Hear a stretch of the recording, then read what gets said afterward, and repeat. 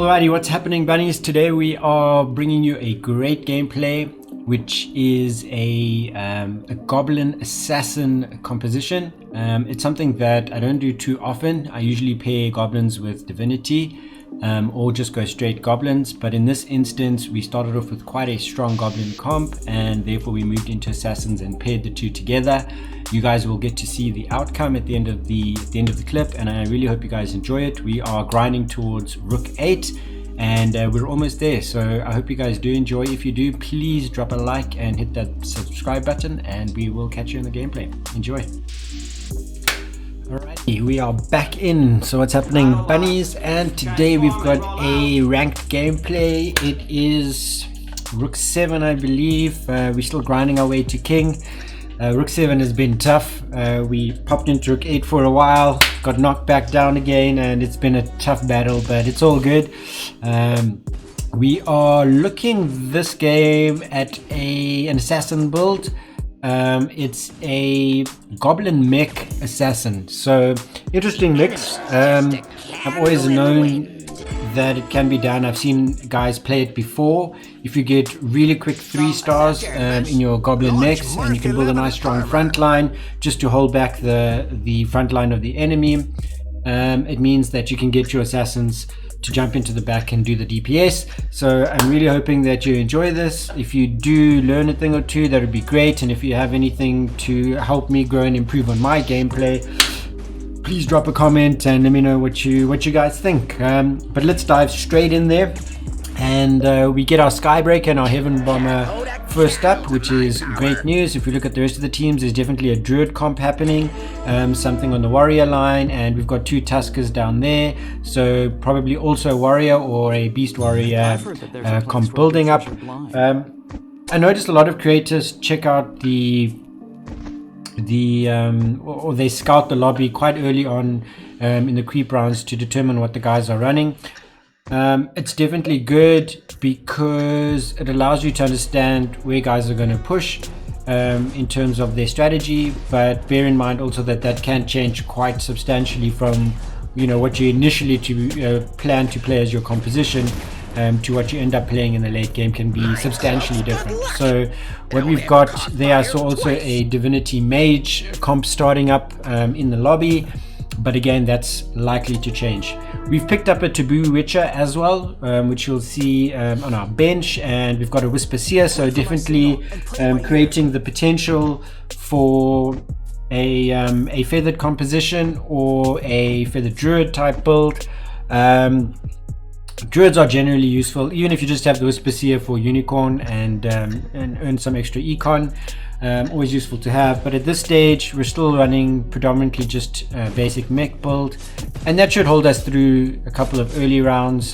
Depending on how strong the other guys are, we might be able to build up onto a bit of a streak, but I think we're going to lose our first match here. They got a Ripper before we did, and that's definitely gonna take out our Soulbreaker there, so a bit unlucky there.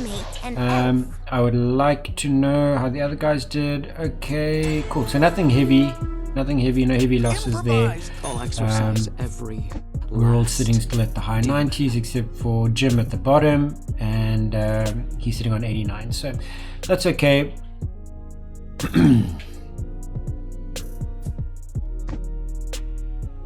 The other thing to notice is we have not leveled up to level 5 at this stage. We do have enough economy to do so, but I think the idea is, because we've got quite a few Goblins on the board, is to not level up too quickly, because that way it enables us to have a higher likelihood of getting those 1-cost units. The minute you start leveling up too high, what's going to happen is your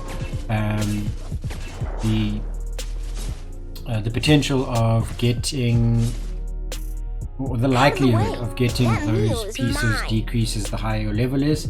So when you're looking for 1-cost units, especially at a Goblin mech level, if that's the strat you're going to build, then you try and keep your levels low for as long as possible without losing too substantially. That might mean you go on some sort of a lose streak, but you definitely don't want to be leveling up too quickly if you're building Goblin mechs.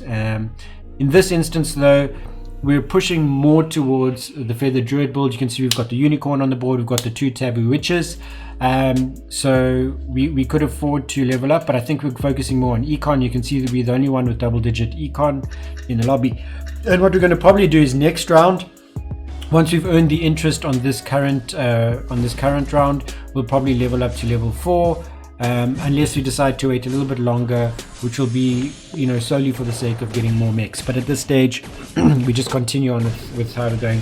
You can see we're losing our rounds now, and possibly we'll move into a losing streak, but we'll see how that goes now. I don't want to call it too early. I thought you'd be stronger.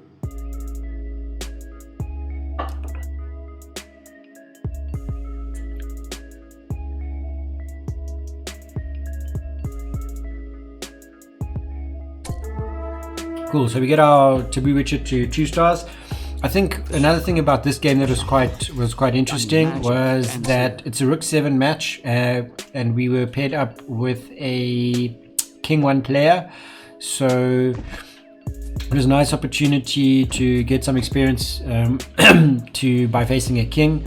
I remember when I reached Rook 8, I've now dropped down back to Rook 7, but when I was at a Rook 8 level, you face a lot more kings and the gameplay is completely different, and I find that quite interesting. So I'm excited to get back up there and have a look at the strats that those guys are using. Queen players, as an example, I mean, they play completely differently to most of your Rook players. You'd think that the strats are very much the same, but every now and again they just pull something weird out the bag, and it's awesome to be a part of that experience. So I'm looking forward to get back in there, and this is the journey towards that. So 100% we're going on a losing streak at the moment. You can see we all the way down to 76 HP, and we need to start hopefully getting some pieces. We don't want to push our losing streak too far down. We want to try and get our econ up, but not lose too much HP. My arrow always arrives on time. Pick up a Shining Archer. That's going to be great if we move into a Feather Hunter comp. And we still have some time to play around with. So the minute we lost our first few games, our first few human games after the creep rounds, made a decision to go into a feathered comp. And I think Look out, world. the contemplation at this stage was whether or not we look at mages. You've got a Thunder Spirit on the board there, and obviously the Shining Dragon now I as can well. afford a bigger candle.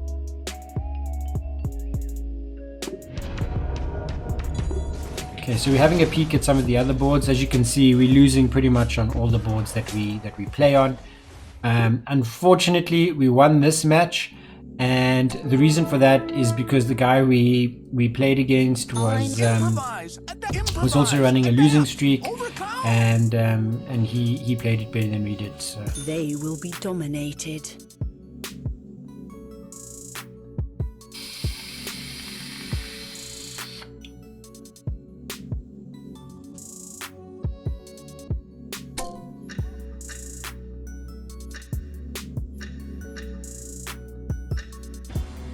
okay, only one is at the top.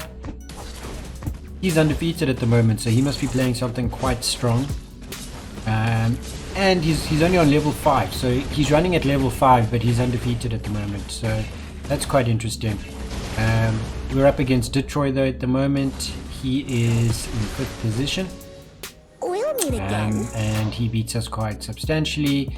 He could be looking at also a Feather Druid type build. He does have the Flaming Wizard in there, but I think that might just be a temporary move unless he moves into mages at a later stage.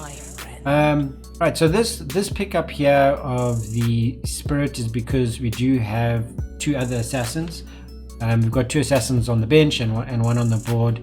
So if we don't find the greatest pieces to use for a Feather Druid assassin build or Feather Druid hunter build, we could look at going into the Goblin mech assassin composition. I think we'll lose this round against rock golems, and that's something you never want to do. Unfortunately, I think we missed out. We could potentially have put on the 2-star Whisper Seer, and that might have saved us that round. But I think we were browsing around on the other guys' boards and whatnot, so we didn't focus too well on the game at hand. Jervis, Launch Mark 11 armor. Now, there was definitely potential for other branches. I saw there we had a Venom as well as the Thunder Spirit. So there was potentially a Dragon Mage combo that we could have moved into there somewhere.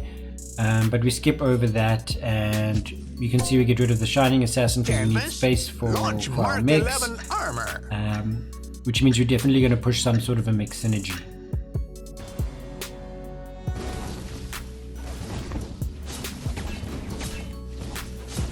Okay, this is Gazoof. Problem now is that you've got Jim there at the bottom, and I'm not sure if he's open forting, but he's playing such a strong losing streak that if you try and play a losing streak and you just happen to face him, you're going to lose that streak 100% and end up winning that battle, which puts you in a very difficult position when you're facing him. I'm not sure if I pick up this unicorn. I don't know if I'm going to use it though, maybe, but probably not. It doesn't fit into the comp, but we are using it to level up our other druids. We'll definitely take the Phantom Queen though. There's another Whisper Seer there, but we're not using that either. Okay, so I think this is the turning point in the game where we make the decision not to go into Hunters because we sold those Shining Archers, and we've kept the Assassins on the bench. So it looks like we are contemplating moving more towards Assassins rather than Hunters. And that's a decision you just have to make because you have limited bench space. You know you're running at a heavy loss. You can see we're on 41 at the moment. 41 HP is not a great place to be, especially because you don't actually have a lot that you can do to make big changes in the game that are going to swing your luck from losing to winning. We get a 2-star Heaven Bomber on the board, and I'm assuming we're going to take off the Skybreaker and put on a 3rd Assassin. So now we get our Assassin synergy. So I think this is our hope of trying to completely start swinging into the other direction. We also haven't managed to create our economy to the level we'd want it to be, which is level 50. We want to have 50 econ at this stage, and we've been spending money wisely or unwisely. We are still in the position we're in, and we're not strong, so we're definitely going to be losing some more rounds. We're now on 28 HP, and that's a terrible place to be at this stage of the game. Round 13 with 28 HP is not a strong position, especially considering the amount of economy we have is not that high. We need to be fortunate and we need to make bold moves.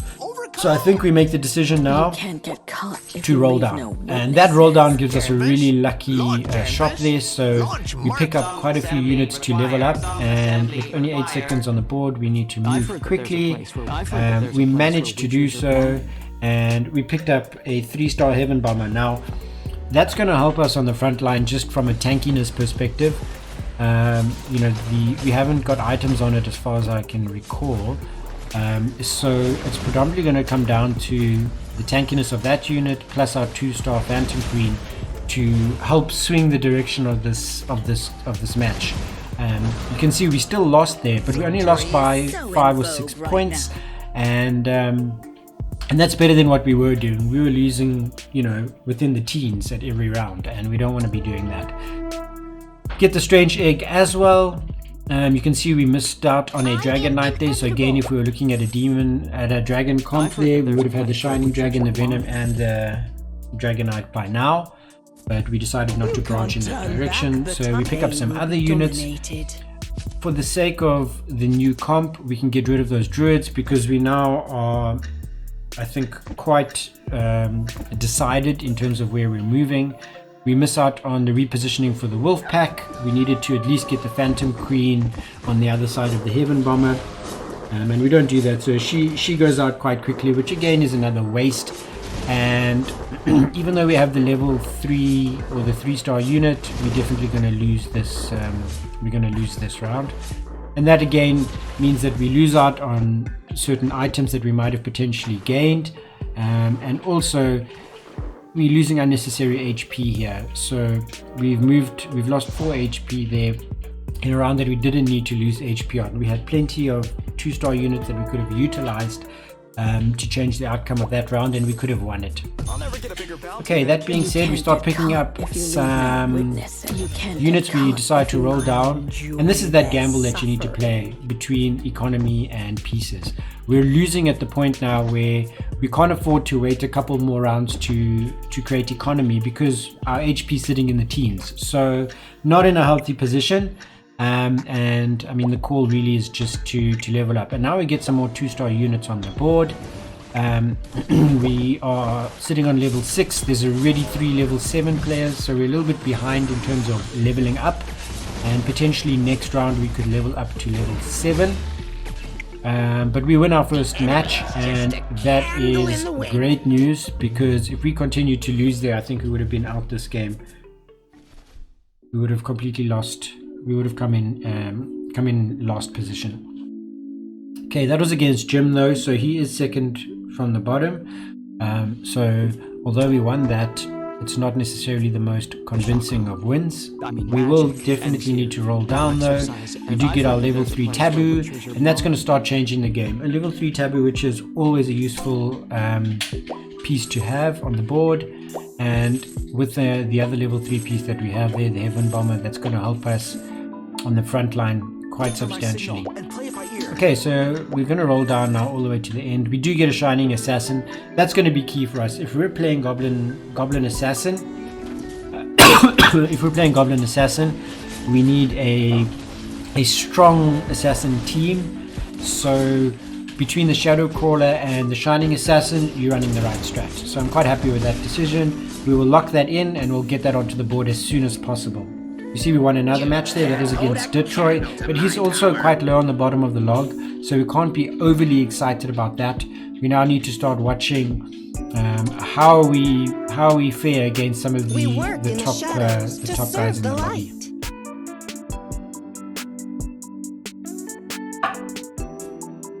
Okay, so we make quite a big call here to get rid of the water spirits, and that's because we want to use the egg on the Shining Assassin. We take off Soulbreaker. We do lose Goblin synergy there, but it's okay, because again, if you want to be carried, a 2-star Shining Assassin is one of the pieces that can help you do that. We will, in all likelihood, push to get the Soulbreaker back on the board, but the 2-star Shining Assassin is far stronger. And you can already see My cloak's good luck. you can already see the impact that team's making. Our Shadow Call is coming in with almost 2000 DPS that round alone, so really happy with that. And as we look, you can see there's only one other assassin team, and he was also playing losing streak. We have Glacier Knight, we have Div Mage, we have Beast Warrior, so quite a mix of different players. But because there's only 2 teams playing assassins, I think we should be okay in terms of finding pieces. No doubt he's probably playing 6 assassins, which means that he'll be looking for different assassin pieces to what we are. But we would definitely like to get a level 3 Phantom Queen. That would be uber powerful for us, so I'm really hoping we do find that. We get our second 2-star Soulbreaker, so we'll try and push him to 3-star as well. But I think we just saved ourselves, at least for the interim, for the time being, in terms of that roll down. We got some really nice level ups, and that's kept us in the game. We could quite easily have been out the game at this stage if we didn't make that decision to roll down at the point we did. Cool, so it has helped us, but it is important that we don't now remain stagnant. The current setup is only going to carry us for so long before the other teams manage to get some strength, and then we're in trouble again. So we can't afford that with our current HP level. So we need to focus on econ now, because we need to level up players, which means we need to roll, and we can't roll at this point in time. We can't afford to roll really, so we really need to have a bit of faith that our team is strong enough to pull us through the next few rounds while we econ up, and then hopefully that'll enable us to get some stronger pieces on the board. Also, we need to level up to level 7 quite urgently. We've already got one person on level 8, and the rest are all, well, most of them are on level 7. So the three of us that are on level 6 definitely need to contemplate moving up It only ever caught as quickly fire as twice. possible. We can level up on Curve next round. After this creep round, we win the creep round, which is comfortable.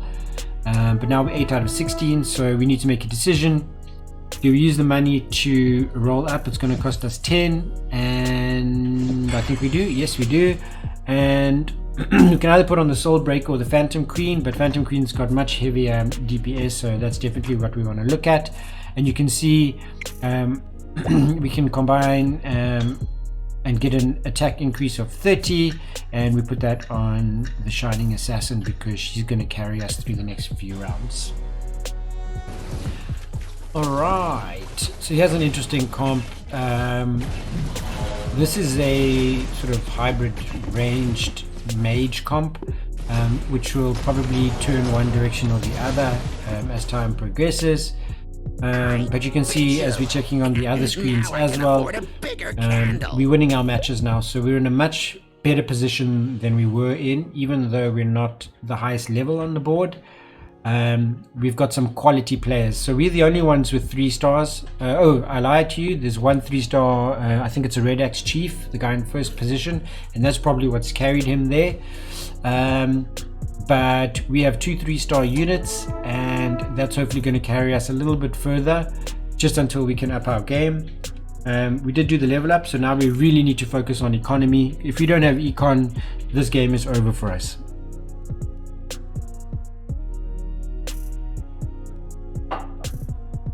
So I really hope we do.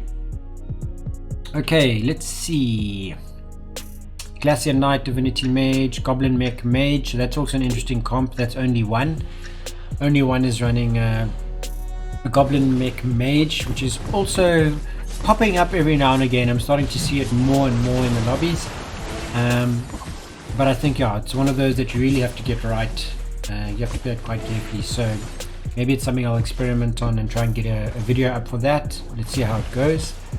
But we're still winning our matches. That was Jim at the bottom, and yeah, we managed to beat him. And again, our carry there was our Shining Assassin. You can see our 2 assassins, our Shining and our Shadow Crawler, are the ones that we focused on, and they are absolutely carrying the team. Even though we have 2 Phantom Queens on the board, they're not doing the same damage that the 2 Feathered Assassins are doing.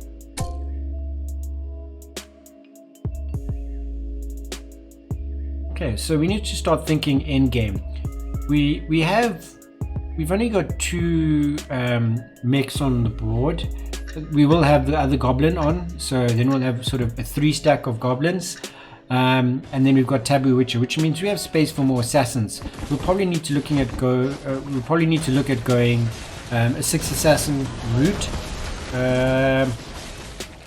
Otherwise, we need to increase our frontline strength, because what we currently got is not going to hold us into the end game. So we need to decide: do we get more feathered units, maybe feathered druid units onto the front line, or do we increase our backline strength by getting more assassins on the board? Our options are currently limited because we don't have a lot on our bench, so we're not building, too strong, and that's something that's going to affect us late game. So now that we're economizing, once we get to, I think, 50 HP, if we last that long, obviously the other teams are also building up their strength and their quality, but if we do last that long, and we get to 50 econ, we can maybe do a high roll and start picking up some pieces. We do need to level up to level 8 though, but we do have the spare spot on the board because we have 2 Phantom Queens, so we could replace one of them with a new piece. But if we can get 6 assassins, that would also be useful, but we'll have to do something because we can't stay with 3 feathered and 3 assassins and hope to win endgame.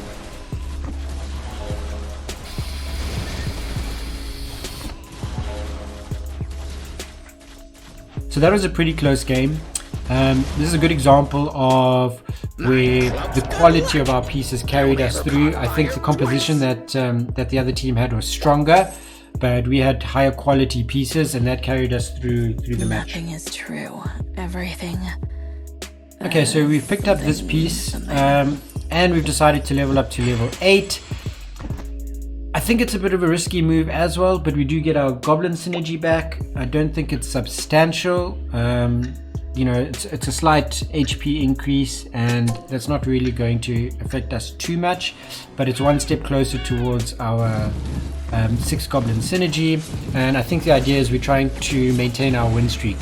We are getting close to starting to lose matches. As you can see, it's getting very close, and the minute we lose a match, it means that our win streak is over and our economy is going to dip quite quickly. So whilst we can, we make a decision to level up, increase the strength of the team, and try and maintain that win streak at least till such time as we can get our economy up to 50 again. So our economy should rise reasonably quickly within the next, say, 3 rounds or so.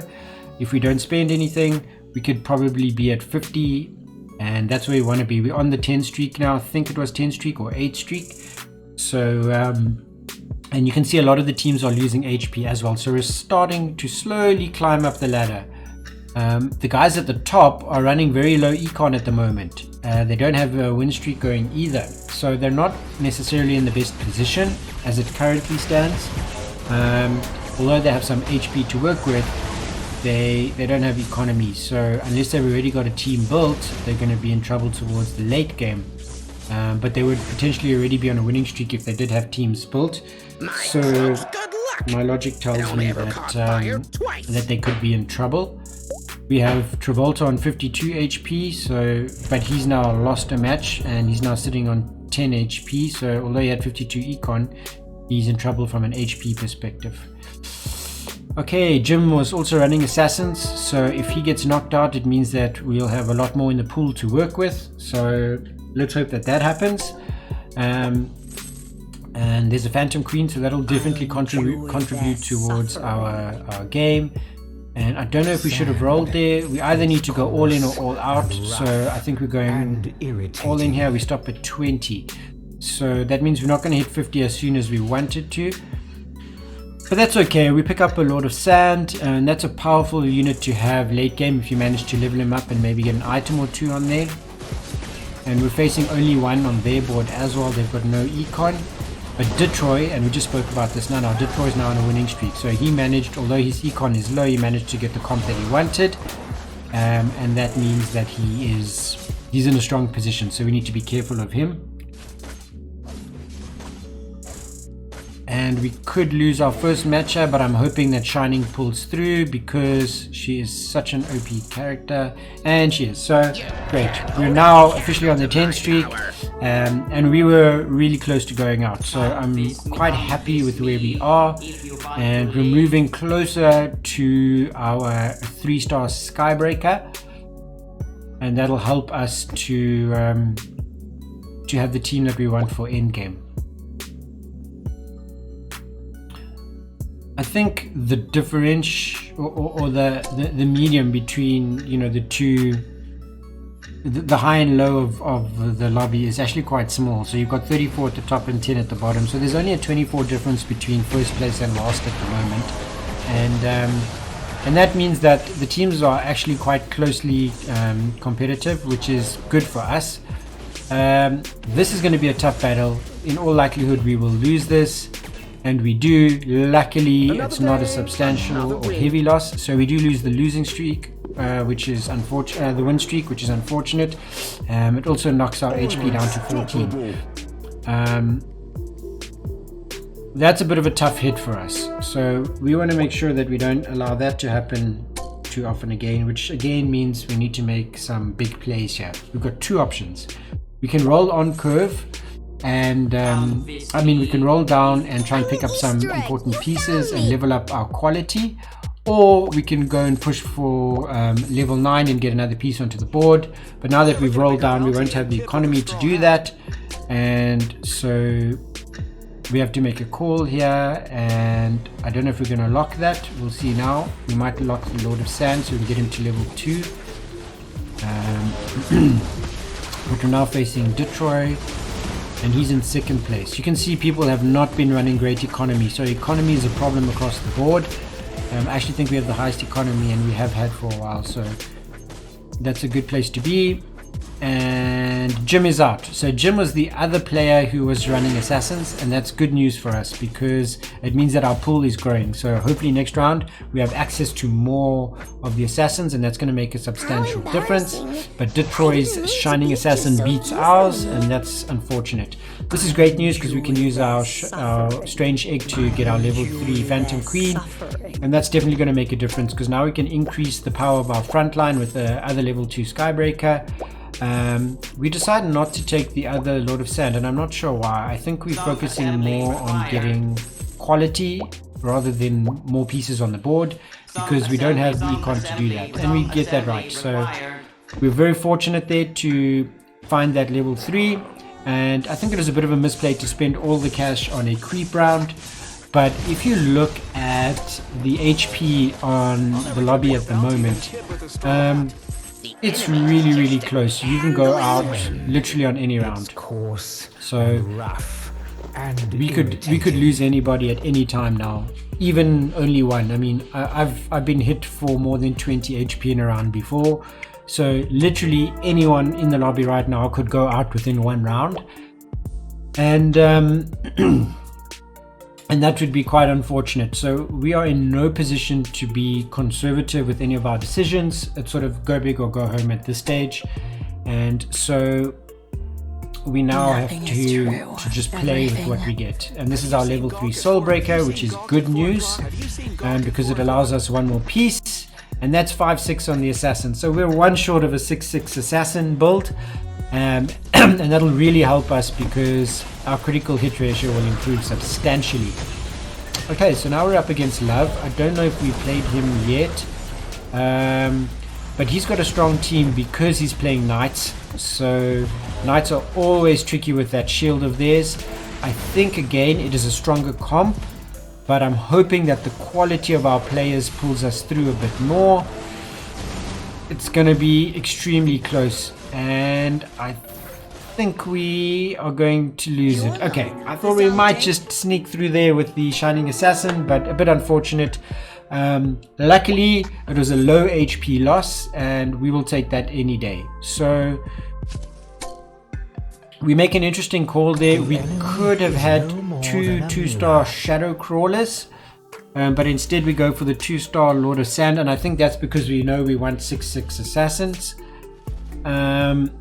It might be too late in the game to actually go that far. I mean, our number 1 player is only sitting on 12 HP, so I don't know if that was the right play or not, but maybe the stun effect that we get from Lord of Sand will make it worthwhile.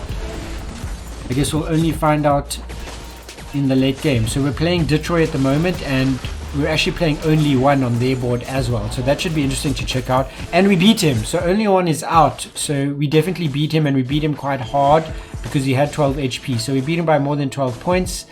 And as I said, even being in first place at this stage means very little because you can lose just in one round. This is probably going to be one of the closest matches that I've played in a long time. We literally got a player on 1 HP, and we've got 6 and 7 HP across the rest of the board. So this is anyone goes out on any round now. And hopefully it's not us, because we definitely want to win this match. Yeah, so I think the right call would probably be Shining Assassin in this case, to put that extra HP on, because she is carrying us in the late games after everyone else is dead. That shield of hers is phenomenal, or that evasion that she has as her ultimate is really, really powerful. And yeah, so now we're facing Love again. This is the Glacier Knight team, and actually I don't even know if it's Glacier Knight or if it's Night Dragon. Although I didn't see a Shining Dragon there. Oh, we kill him quite nicely. Okay, and Travolta's out as well. We beat Love on our screen, and he's out. He's going to be out on his screen as well. Sure, so we've made top 2. This is really exciting, and we're both on 7 HP as we move into round 34. So having a look at what he's got, he's also got... Okay, he's going Feather Druid, so that's a stronger comp, actually. Feather Druid Assassin is tricky because the druids have summons, and the summons can be quite annoying. We do pick up Heaven's Gift, so we put that on there, and I think we really need to move quickly because this is going to be a win or lose round. It all comes down to this basically, and every opportunity you have to put on items needs to happen right now. So let's see what happens on these two boards. I don't know if we played Detroit yet. We might have played him once, but this is going to be a close match. Okay, the summons again, those little tree ants giving us issues because no matter how much damage you're giving the other pieces. Okay, it looks like he's going to win it there. Too bad. That's pretty unfortunate. I think it was a close round. It could have gone either way, and I'll be super disappointed if we won on his board, but we didn't. He beat us fair and square there on both boards. So props to Detroit. Great game there. Also running assassins, but the Feather Druid Assassin at the moment is just such a strong combination, and he played that to perfection. So props to him. A nice close game, and he's our King 1. So it just goes to show you can see the difference in the quality of the players there and how they played that. But I was really happy with the game. I was happy with the synergy. I haven't played that comp before, so I'm quite happy with the way that panned out. So I do hope you guys enjoyed this video, and if you did, drop a like, drop a subscribe, and we'll check you in the next gameplay. Thanks so much for watching, and we appreciate the support. Cheers.